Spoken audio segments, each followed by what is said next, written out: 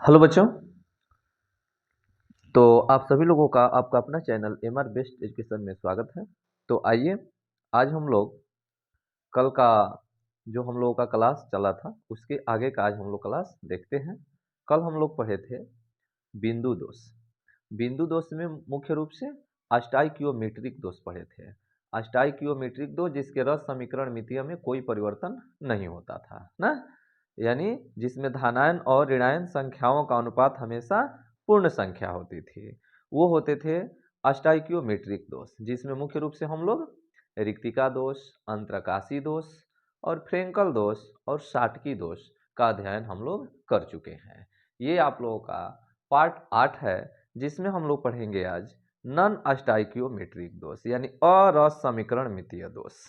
ये बिंदु दोष का आपका दूसरा है। पहला अष्टाइक्योमेट्रिक दोष था, उसमें उसके अंतर्गत हम लोग 4 तरह के दोषों के बारे में पढ़े।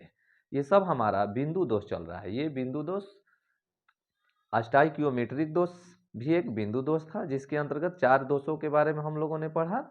अब आज हम लोग पढ़ेंगे नॉन अष्टाइक्योमेट्रिक दोष। ये भी आपका बिंदु दोष है, बिंदु दोष का ही ये दूसरा है।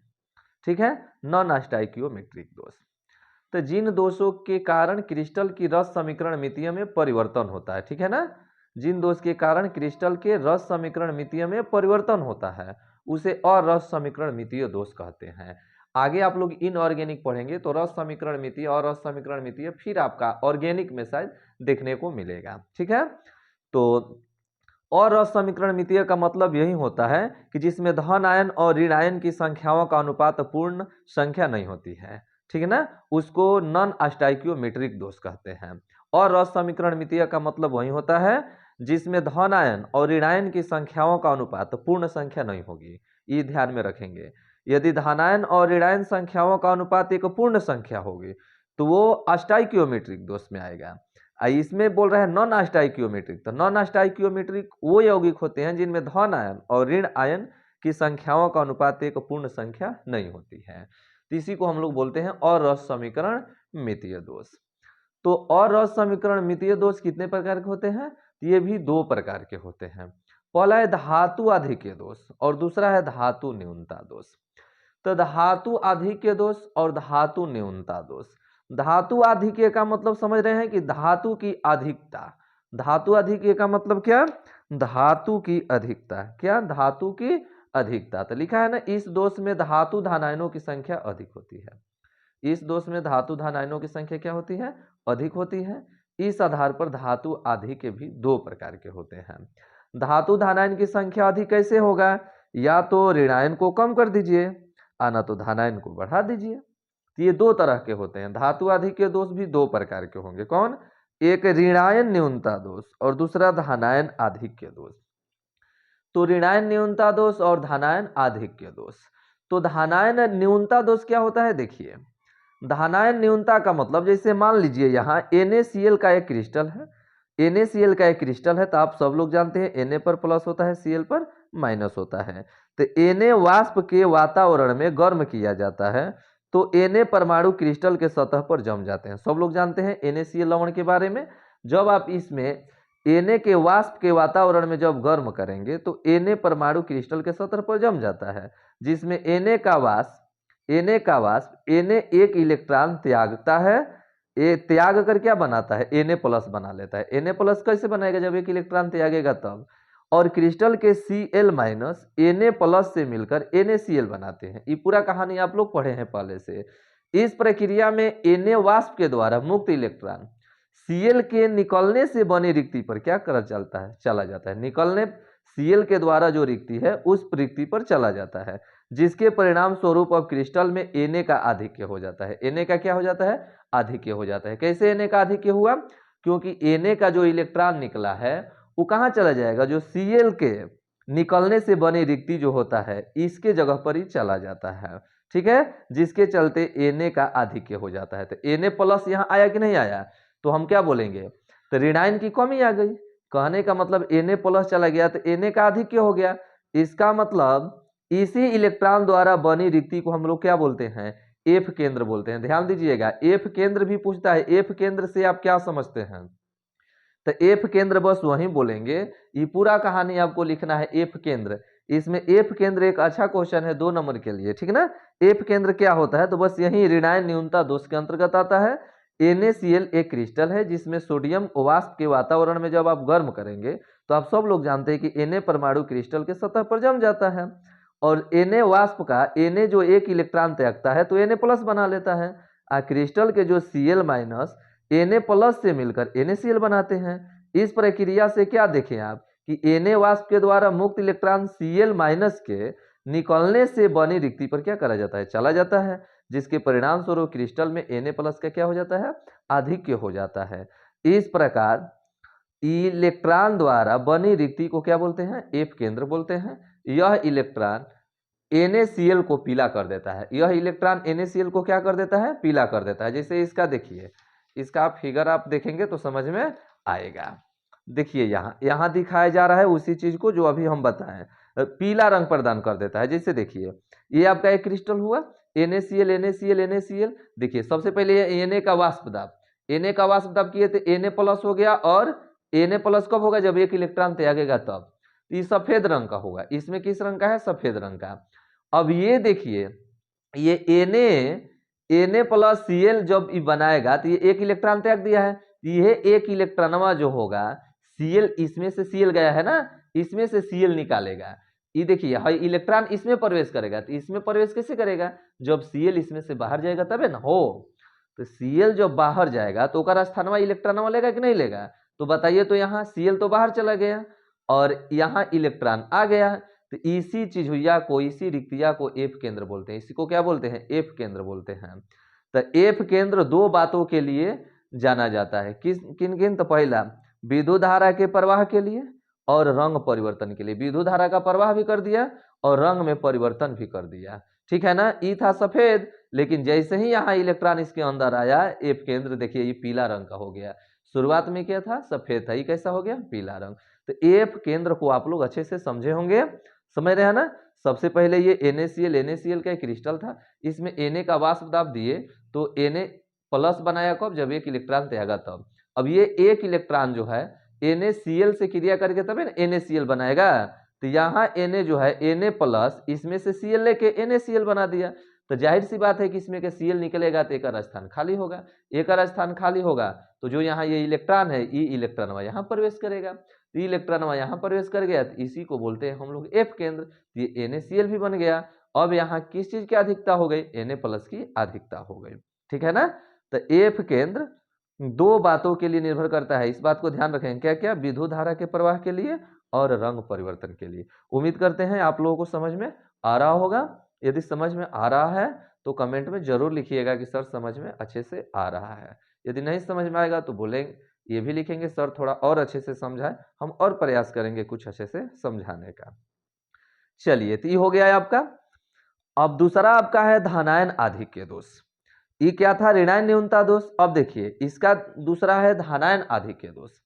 धनायन आधिक्य दोष का मतलब क्या है, देखिए इसको उदाहरण से ही सब समझना है, ठीक है ना। धनायन आधिक्य दोष कुछ है नहीं, कमरे के ताप पर जिंक ऑक्साइड का रंग सफेद होता है, गर्म करने पर इसमें से ऑक्सीजन निकलता है तथा यह किस रंग का हो जाता है, पीले रंग का हो जाता है। यही है धनायन आधिक्य दोष। ये उदाहरण से आप लोग इसको लिखेंगे कि कमरे के ताप पर जिंक ऑक्साइड का रंग सफेद होता है, गर्म करते हैं तो इसमें से ऑक्सीजन क्या होता है, निकलता है तथा यह पीले रंग का हो जाता है। जैसे Zn का तापन किए हैं तो Zn2+ है, प्लस यहाँ O2 इसलिए बोले हैं कि यहाँ केवल ऑक्सीजन हम लोग नहीं लिख सकते हैं, केवल हम लोग ऑक्सीजन लिखेंगे, ये एक ही ऑक्सीजन है तो ऑक्सीजन गैस के रूप में रहता है ना, तो इसलिए O2 लिखे हैं। O2 लिख के 1/2 कर देंगे, यानी इसका आधा, O2 का आधा करेंगे तो एक न होगा, एक ही ऑक्सीजन न होगा, तो एक ही ऑक्सीजन है, यहाँ अणु के रूप में दिखाए गए, इसलिए 1/2 O2 लिखे हैं।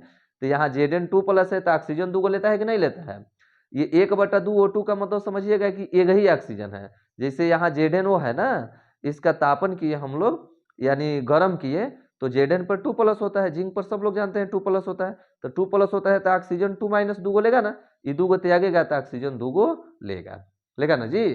तो अब यहाँ O अकेला हम इसलिए नहीं लिखें क्योंकि ऑक्सीजन जो होता है तत्व के रूप में ना गैस के रूप में, अणु के रूप में, तो O2 ऐसे 1/2 कर दिए, 1/2 से 2 कट जाएगा तो ऑक्सीजन न बचेगा, तो ये 2 इलेक्ट्रॉन यहाँ से निकल जाते हैं, इसको बोलेंगे धनायन आधिक्य। ठीक है, चलिए तो अब चलिए, तो ये आपका हो गया क्या, ये हम लोग देखे धनायन आधिक्य दोष, धनायन आधिक्य दोष। तो ये आप लोग देखे नॉन स्टाइकियोमेट्रिक दोष, जिसमें धातु देखिए ये हम लोग पढ़े नॉन स्टाइकियोमेट्रिक दोष। तो नॉन स्टाइकियोमेट्रिक दोष में हम लोगों ने क्या क्या पढ़ लिया कि यह दोष मुख्य रूप से 2 प्रकार का, धातु आधिक्य दोष। तो धातु आधिक्य दोष 2 हम लोग देख लिए, ऋणायन न्यूनता दोष और धनायन आधिक्य दोष। अब बी नंबर इसका पढ़ेंगे धातु न्यूनता दोष। क्या पढ़ेंगे, धातु न्यूनता दोष। धातु न्यूनता दोष क्या होता है, देखिए धातु न्यूनता दोष है ऐसे क्रिस्टल जिसमें धातु की मात्रा एकदम कम हो, जिसमें धातु की मात्रा एकदम कम हो उसे हम क्या बोलेंगे, धातु न्यूनता दोष। क्या बोलेंगे, धातु न्यूनता दोष।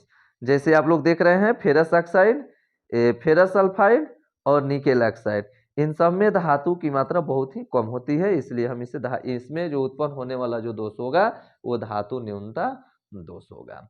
तो ये हम लोगों का बिंदु दोष।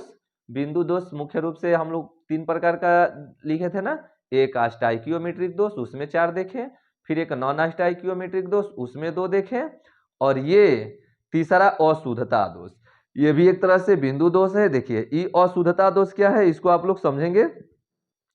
यदि अल्प मात्रा में, देखिए अशुद्धता दोष कहता है कि अल्प मात्रा में अस्ट्रांसियम क्लोराइड लीजिएगा, अस्ट्रांसियम क्लोराइड SrCl2 युक्त गलित NaCl को, गलित NaCl कह रहा है, ध्यान दीजिएगा, NaCl को क्रिस्टलीकृत किया जाए तो Na+ के कुछ स्थान SR2 द्वारा घेर लिए जाएंगे। ध्यान दीजिएगा, SR2 द्वारा घेर लिए जाएंगे तथा प्रत्येक SR2 2 Na+ आयनों को प्रतिस्थापित करता है और एक आयन का स्थान ग्रहण करता है, जिससे दूसरा स्थान रिक्त ही रह जाता है। इस प्रक्रिया में SR2 अशुद्धि के रूप में उपस्थित रहता है, इसलिए इसे अशुद्धता दोष कहते हैं। नहीं समझे, नहीं समझे तो देखिए यहाँ समझाने के लिए लिखे हैं ना, देखिए ये अल्प मात्रा में सबसे पहले SrCl2 लेना, अस्ट्रांसियम क्लोराइड, ये गलित NaCl को क्रिस्टलीकृत करेंगे तो NaCl इसको अभी समझिएगा, NaCl Na+ है,